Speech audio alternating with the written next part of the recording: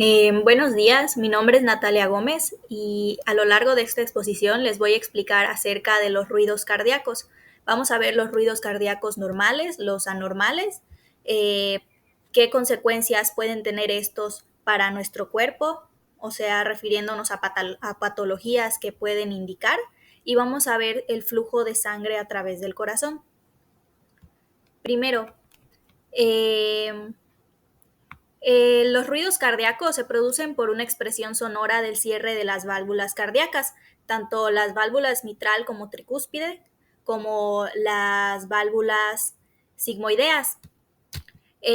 Su funcionamiento es unidireccional, esto quiere decir que la circulación va hacia una sola dirección, de aurículas a ventrículos y de ventrículos hasta el exterior del cuerpo.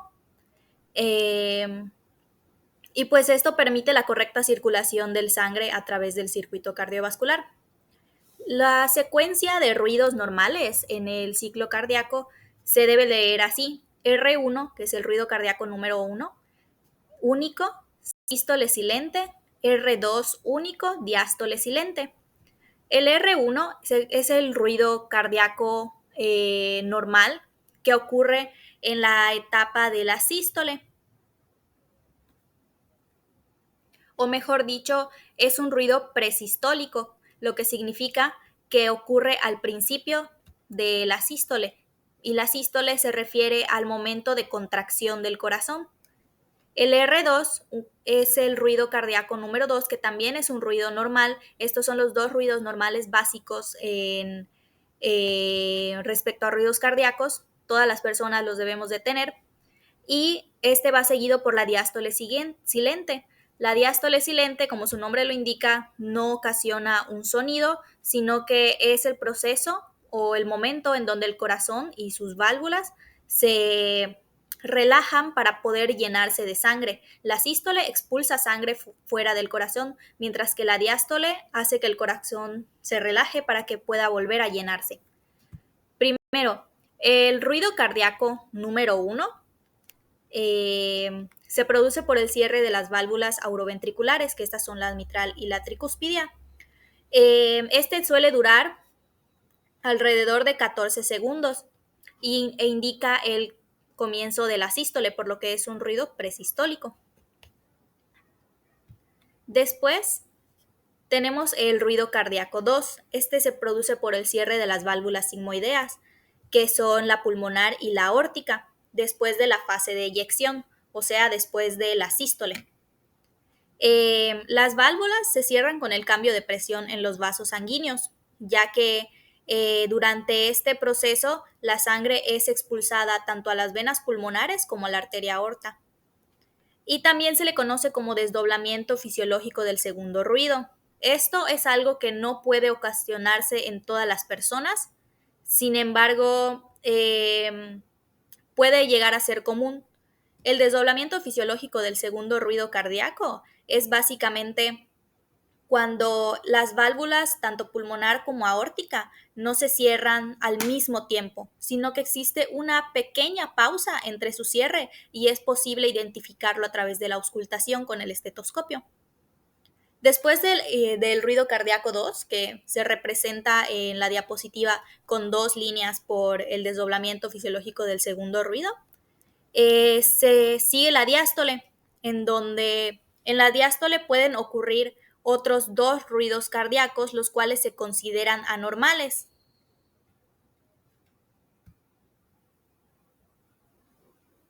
Estos son el ruido cardíaco 3 y el ruido cardíaco 4. El ruido cardíaco 3 puede o no ser anormal.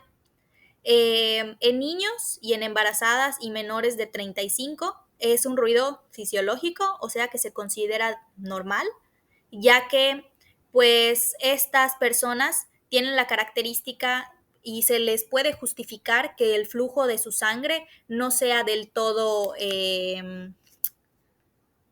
regular, por así decirlo. Es regular, pero puede presentar algunos cambios. Por ejemplo, la circulación de una mujer embarazada y la de un niño que pues están en unas condiciones diferentes a la de una persona normal. Obviamente puede haber varianza en sus ruidos cardíacos y puede presentarse el ruido cardíaco 3, que es protodiastólico, o sea que ocurre casi después, o mejor dicho, durante la diástole, pero más que nada en el inicio. Eh, Algunas de las patologías que se pueden ocasionar por este ruido son la miopatía dilatada, insuficiencia valvular, insuficiencia cardíaca y insuficiencia cardíaca sistólica. Esto quiere decir que cuando las personas se les presenta este ruido de forma patológica, suelen tener insuficiencia para llevar a cabo la sístole, para que el corazón pueda contraerse. Entonces, esto es lo que ocasiona este ruido. Después tenemos el ruido cardíaco número 4, que este siempre es patológico. Este ruido ocurre en la fase de llenado activo del ventrículo, o sea, durante la diástole. Y pues las patologías que puede indicar que alguien tiene es hipertensión arterial crónica o miocardiopatía hipertrófica. Esto quiere decir, todas estas patologías se relacionan a un ventrículo poco distensible, o sea, un ventrículo rígido, que no permite que la sangre pueda ser bombeada o pueda, pues sí, ser bombeada de forma correcta. Algunas onomatopeyas para el flujo cardíaco. Para los sonidos que ocurren durante el flujo cardíaco son loop-dub, que representa el ruido cardíaco número 1 y número 2, Kentucky, que si pueden marcar el sonido de esta palabra con las manos, pueden ver que se divide en 3 partes, tipo Kentucky. Entonces, esto más o menos nos puede ayudar a memorizar cómo sonaría o cómo debería sonar un ruido cardíaco número 1, número 2 y número 3 al momento de la auscultación. Y la última es Tennessee. Esta también puede sonar de forma diferente y gracias a este sonido podemos identificar un ruido cardíaco 1, 2 y un ruido cardíaco 4 patológico. Después tenemos el flujo de sangre a través del corazón.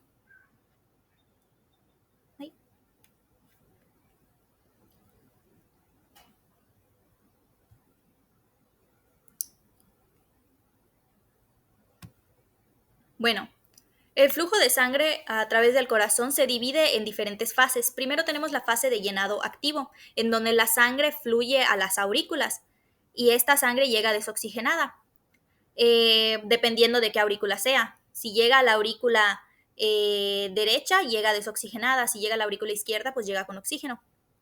La fase de vaciado rápido es la segunda, es en donde las válvulas se abren, todas las válvulas, ya que lo que ocurre de un lado, del lado derecho y del lado izquierdo, está pasando al mismo tiempo en el corazón. Va de válvula a ventrículo, sube y baja al mismo tiempo y se expulsa la sangre en ambas cavidades al mismo tiempo. Después está la fase de vaciado lento. En esta la sangre de las aurículas pasan a los ventrículos y estos se empiezan a llenar. Sin embargo, todavía no se ejerce presión hasta que se pasa a la fase de contracción auricular, que es en donde empieza la sístole. Aquí las aurículas ya ejercen presión o ya se contraen y se termina el vaciado de sangre a los ventrículos. Después tenemos las fases ventriculares, que ya son las fases que ocurren durante la sístole. Tenemos la fase insuvolumétrica, en donde el ventrículo se contrae y mantiene el volumen de sangre. Acá el ventrículo, pues como lo dije, se contrae, sin embargo, la sangre se mantiene ahí. Después está la eyección rápida, en donde en el ventrículo se abren las válvulas semilunares y la sangre pasa a través de ellas. Después se termina con la eyección lenta, en donde ya disminuye la presión de los ventrículos, sin embargo, la sangre termina saliendo, pues ya para finalizar este ciclo. Y se vuelve a empezar con la relajación insuvolumétrica, que básicamente es el comienzo de la diástole, en donde reinician las fases auriculares. Y pues aquí es básicamente para que vean el orden por el cual la sangre pasa a través del corazón. Se comienza en la aurícula, después baja al ventrículo, de ahí se va a las venas, a la arteria pulmonar que lleva la sangre desoxigenada hacia los pulmones, regresa la sangre oxigenada a través de las venas pulmonares y se depositan en la aurícula, que está marcada con el número 3, y de esa aurícula baja al ventrículo. en donde este va a ser el encargado de expulsar toda esta sangre con oxígeno a través de la arteria aorta para que se pueda terminar el ciclo cardíaco. Y pues eso es todo. Espero que se haya entendido y pues gracias por prestar atención.